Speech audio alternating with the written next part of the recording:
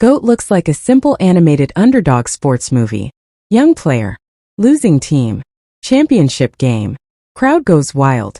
But underneath that familiar structure, there's something the film is doing that most animated movies never attempt, and it's hiding in plain sight from the very first scene.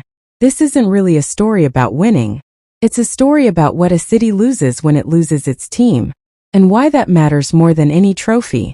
Welcome back to Movizo, where we find the layer underneath the feel-good surface.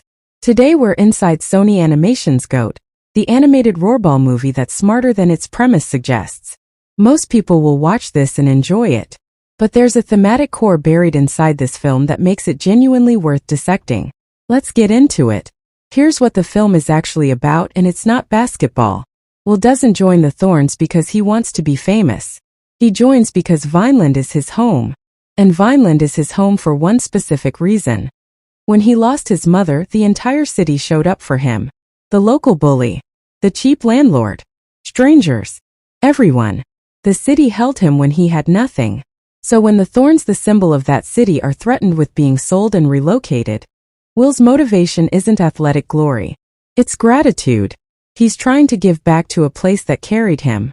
That single detail reframes every moment of the film that comes after it.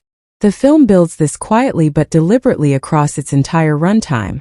Vineland is a city divided. The bigs and the smalls don't mix. There's prejudice baked into the culture. Larger animals dominate the street games of roarball, and players like Will are dismissed before they're ever given a chance.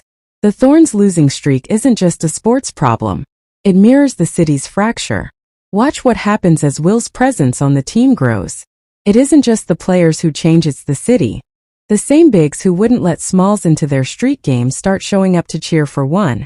The community begins to heal around the team's run, not because of the wins, but because of what Will represents to them. And then Moto purchases the Thorns to keep them in Vineland, using wealth he accumulated specifically to give the city back its symbol. That's not a sports movie beat. That's a story about civic identity, and what gets lost when institutions that bind communities together disappear. The Thorns aren't just a basketball team in this film. They're the shared language the city uses to talk to itself.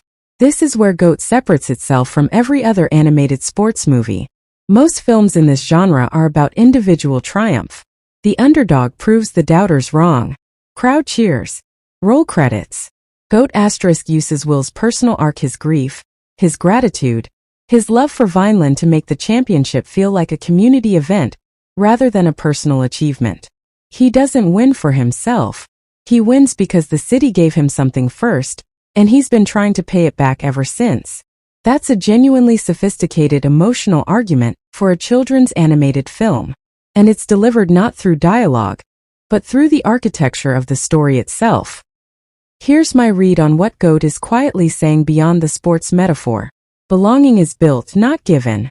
Will didn't automatically belong to Vineland. He was a small in a world of bigs. He had to earn his place. But the city's willingness to show up for him when he was grieving created a bond that no prejudice could fully break. And once that bond existed, protecting it became his entire motivation. The film is essentially arguing that community isn't about geography. It's about the moments when people choose to show up for each other.